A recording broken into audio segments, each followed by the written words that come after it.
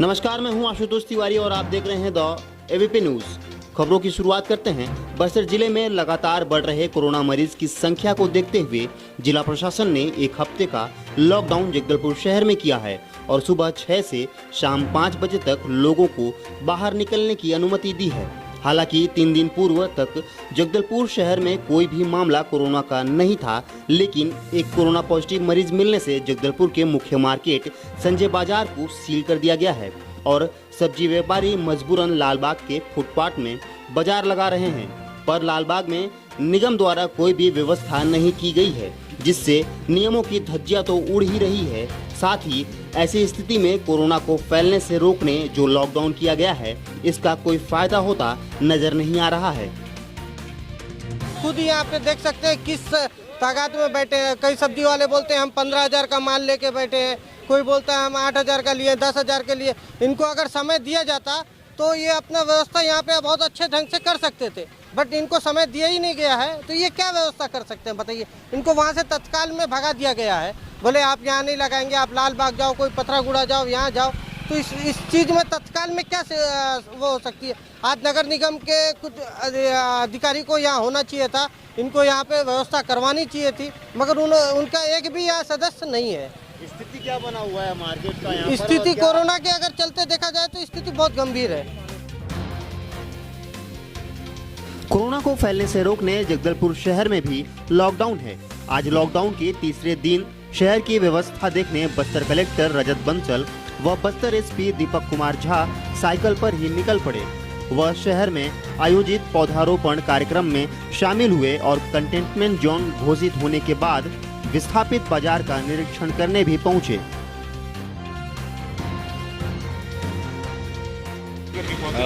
वर्तमान में जगदलपुर शहर में कोरोना को देखते हुए कर्फ्यू का माहौल है और विशेष रूप से संजय मार्केट को भी हमको अचानक बंद करना पड़ गया, कंटेनमेंट जोन बनाना पड़ गया। तो उसके संबंध में क्या व्यवस्था है उसको भी देखने के लिए और साथ में यहाँ दलपत सागर का भ्रमण के लिए भी साइकिल में हम लोग निकल रहे हैं। साइकिल में मानता हूँ सामाजिक दूरी नेचुरली बना के रखती है साइकिल और साथ में उससे बेहतर फील्ड का होता है। तो एसपी साहब के साथ आज हम लोग भ्रमण कर रहे हैं। जगदलपुर शहर के ऐतिहासिक धरोहर दलपत सागर को बचाने का प्रयास जिला प्रशासन, जनप्रतिनिधियों के साथ स्थानीय जनता भी पिछले लंबे समय से कर रही है और आज इस चरण में जनप्रतिनिधि, कलेक्टर, एसपी, आईजी समेत स्थानीय दलपत सागर बचाओ मंच के लोगों ने दलपत सागर के एक और 101 पौधे लगाए और उसको बचाए रखने की शपथ ली। जैसे शासन की मंशा है, शहरी एरिया में साथ में नदी किनारे और साथ में रोड किनारे वृक्षारोपण का काम चल रहा है। इसमें शासन प्रशासन के साथ साथ अलग अलग सिविल सोसाइटी ऑर्गेनाइजेशन, अलग अलग जन समुदाय के लोग इसमें जुड़ रहे हैं। आज भी हमने ऐसी कई संस्थानों के साथ मिल के यहाँ पर काम किया है। दलपत सागर के पास लगभग 100 पेड़ आज लगे हैं और इन सबको बचाने के लिए संकल्प भी इंद्रावती बचाओ अभियान ने लिया है। और जैसा कि आपको विदित है, अभी हाल में ही सीएम साहब ने युवोदय का अभियान का प्रारंभ किया था। ये सभी वॉलंटियर फोर्स हमारे युवोदय के साथ जुड़ के आगे आके शासन की जितनी योजनाएं हैं, जितना अच्छा काम हो रहा है अलग अलग विभागों में, उसमें जुड़ेगी, यही मैं कामना करता हूं। और बाकी भी लोगों से अपील करता हूं, कोरोना के इन दिनों में मास्क पहने, घर से कम बाहर निकलें और यदि बाहर निकलते हैं तो सामाजिक दूरी आवश्यक रूप से बनाए रखें। एक तो हम लोगों ने चेन्नई का एक खबर पढ़ा था कि वो तालाब ख़त्म हो गए थे, तो वहाँ के एक डीएफओ सुधा रमन करके थे, उन्होंने यही पौधे लगाए थे, बरगद, पीपल, पाकड़, गूलर।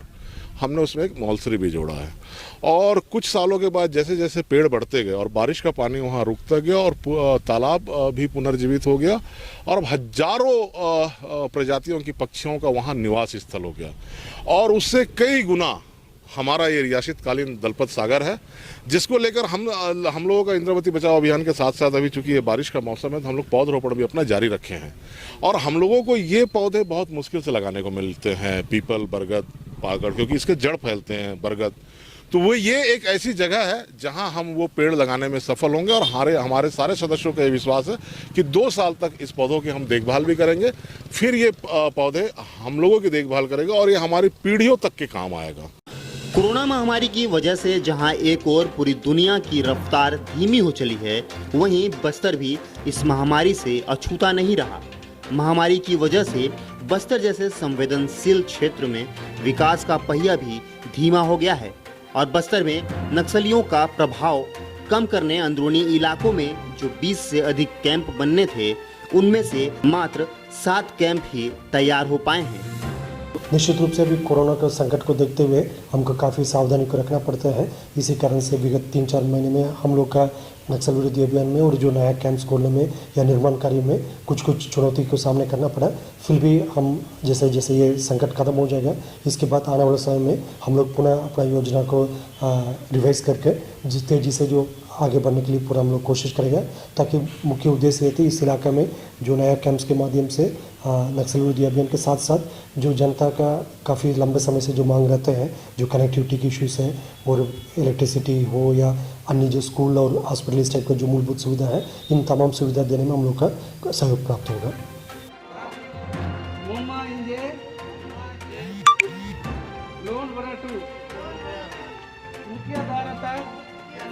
जिले में पुलिस के द्वारा चलाए जा रहे लोन वाराटू अभियान से लगातार सफलताएं मिल रही है। इस अभियान के तहत 1 महीने के भीतर ही लगभग 60 नक्सलियों ने पुलिस के सामने हथियार डालकर समाज के मुख्य धारा से जुड़ चुके हैं। अब दंतेवाड़ा पुलिस ने इस अभियान के चलते स्थानीय नक्सलियों को घर वापस बुलाने के लिए नई रणनीति तैयार की है। नई रणनीति के माध्यम से पुलिस बड़े नक्सली कैडर के परिवारों को सरकारी योजनाओं का फायदा पहुंचाने का काम शुरू किया है। वहीं परिजनों को उनके परिवार के सदस्यों को हिंसा का रास्ता छोड़कर समाज के मुख्य धारा से जुड़ने की अपील भी करवा रहे हैं। हाल फिलहाल में माओवादी के एक असली चेहरा है जो विकास विरोधी एवं आदिवासी विरोधी चेहरा है। इसको देखकर समझकर काफ़ी स्थानीय लोकल कैडर्स नक्सल संगठन के मोह भंग होकर बड़ी संख्या में आत्मसमर्पण कर रहा है। विशेष तौर पर दंतेवाड़ा जिला में लोन वाराटू नाम का एक अभियान संचालित की जा रही है। इस अभियान के तहत विगत 1 महीने में 60 से अधिक माओवादी आत्मसमर्पण किया। उनके पुनर्वास के लिए आर्थिक सहायता से लेकर खेती किसानी करने के लिए उनका ट्रैक्टर या अन्य जो भी साधन उसकी व्यवस्था की जा रही है। और आज भी दंतेवाड़ा जिला में एक आत्मसमर्पित नक्सली के जो पिता है, उनके माध्यम से ट्रैक्टर वगैरह को उपलब्ध कराकर एक सामूहिक रूप से इस अभियान को आगे ले जा रहा है। इसका काफ़ी सकारात्मक रिस्पॉन्स को भी देखने मिल रहा है और आने वाले समय में इस अभियान का सफलता को देखते हुए अन्य जिला में भी इस प्रकार का जो कार्यक्रम लगातार संचालित किया जाएगा, ताकि जो स्थानीय कैडर है जो नक्सल संगठन के साथ छोड़ के समाज के मुख्य धारा में शामिल होकर इस क्षेत्र की शांति व्यवस्था के लिए अपना योगदान दे सकते हैं। बकावंड ब्लॉक के छोटे देवड़ा 2 की उच्च प्राथमिक शाला बीजागुड़ा में अध्ययनरत 84 छात्रों को 45 दिन का ग्रीष्मावकाश राशन दिया गया। सामान वितरण के दौरान स्कूल के लगभग सभी बच्चे स्कूल ड्रेस में मौजूद रहे। निशा साहू ने बच्चों को पढ़ाई के बारे में जानकारी देते हुए और कोरोना महामारी से बचने के उपाय बताते हुए कहा कि फेस मास्क के साथ साथ सामाजिक दूरी व अपने हाथ को समय समय पर धोने व सुरक्षित रहने के उपाय बताएं।